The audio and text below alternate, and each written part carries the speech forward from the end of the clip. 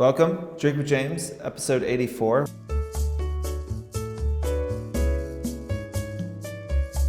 If I believed in lucky numbers, might be one of my lucky numbers because I was born in 1984. Any other 84 babies, you can throw some of this in the comments or something. This is the second Drink with James I'm filming this week. As I said, and as you may have known,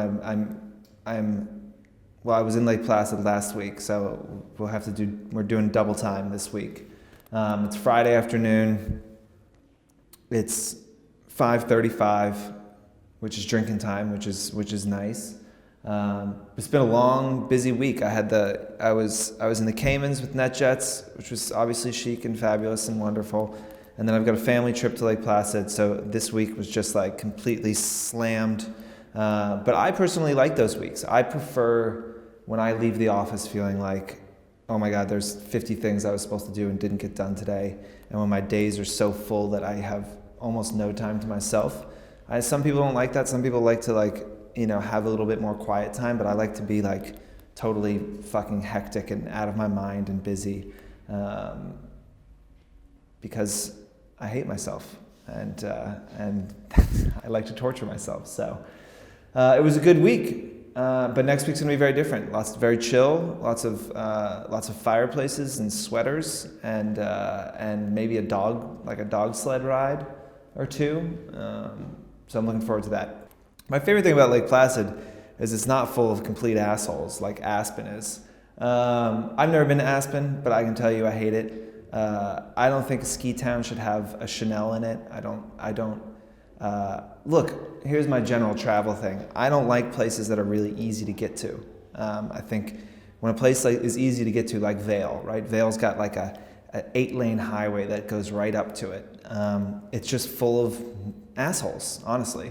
And I prefer places that are difficult to get to. Lake Placid is, a 6-hour drive from New York. So if you're coming from out of town, you have to fly to New York and then drive 6 hours up there. It is one of the coldest places on God's earth, so really nobody in their right mind would want to go there. So it's beautiful. It's just full of maniacs who have some sort of connection to the place. And I think it's like a really cute town. It's like stuck in a moment. It's a very like 1960s, 1970s, the town in general. So I dig that about it, but it's just like quiet and beautiful. I've done Salt Lake, I've done Park City, I've done Vail, Colorado a little bit. I just don't think they're very pretty because they're like those high deserts. So there's like not a lot of vegetation or anything. And again, the roads are really wide and there's like these big towns with like huge Hiltons and shit. And like, I don't want to be on vacation looking at a Hilton, okay? Like, that's not something I want. So I want to go to a place where I don't have to look at a Hilton. And Lake Placid has that. There might be a Hilton. I don't see it when I'm there. So, okay. That good? Okay.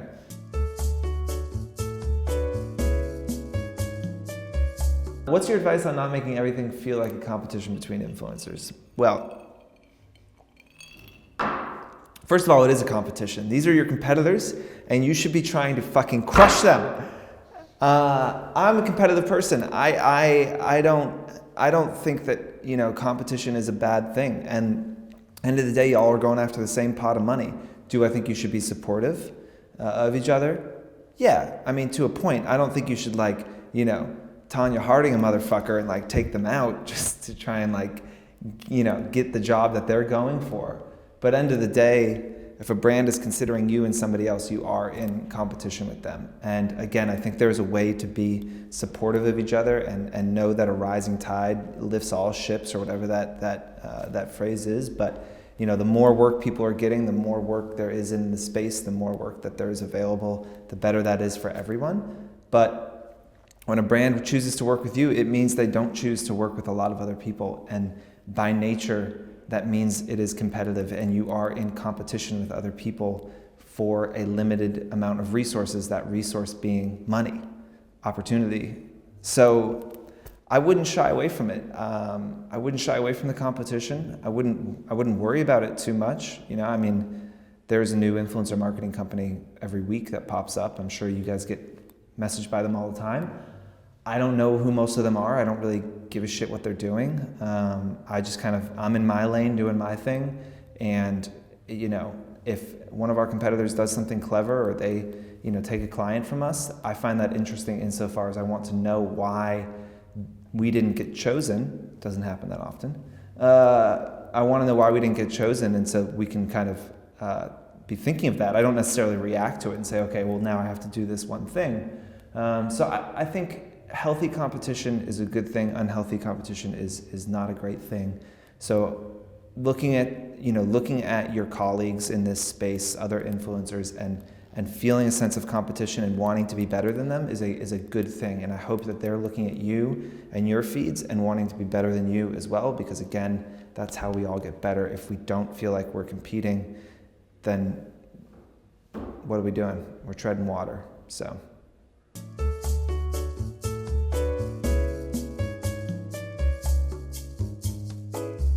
Do you think that brands should? So I think this was maybe a result of our NetJets trip. Should brands, let's say we went down to the Caribbean, should they be working with someone who lives in the Caribbean, or should they be working, bringing people into that space? I think I totally understand how that could be a frustrating thing. Brands are doing more and more brand trips to different countries, to different cities, to different parts of the US and different parts of the world. And you might see a bunch of, top tier influencers come into your town and feel like, why didn't I get that opportunity? I could show this place in such a more authentic, organic, interesting way. And you know what, that is probably true. But oftentimes these trips are used as a, conduit to get better content. So you go to the Caribbean because the photos are going to be really beautiful, not because you're trying to speak to a Caribbean audience. We see this a lot with brands that are doing work in China. They often are flying in influencers from the US and Europe to do work in China because they are just trying to use that experience to say something about their brand. Maybe more than in that activation specifically, they're looking to speak to a Chinese population, a Chinese consumer. So I think it's important to remember that. And again, I understand the feeling of I want these opportunities. They're in my town, they're in my country. Why aren't I able to do that? But you have to think about what they're, who they're trying to sell to. And I think as an international influencer, something to consider as well is that, currently, the U.S. is still the most important market in the world for consumer goods. Certainly, the brands that we're looking to work with China as a very close second.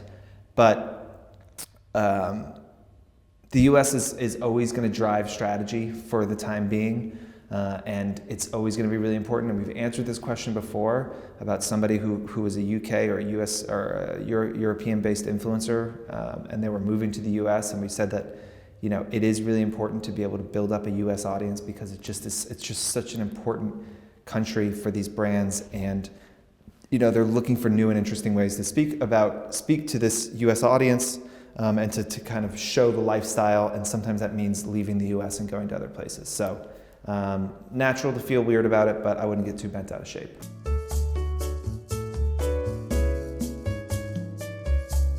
Last.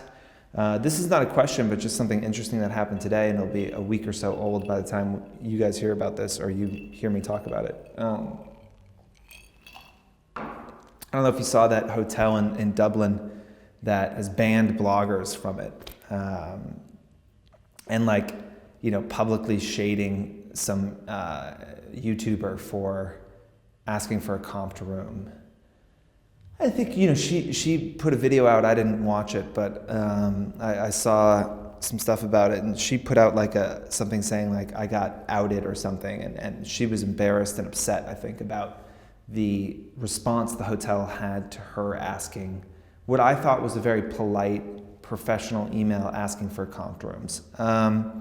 Listen, the person who wrote that, the hotel in general, is in one way clever that they are getting a lot of attention for this.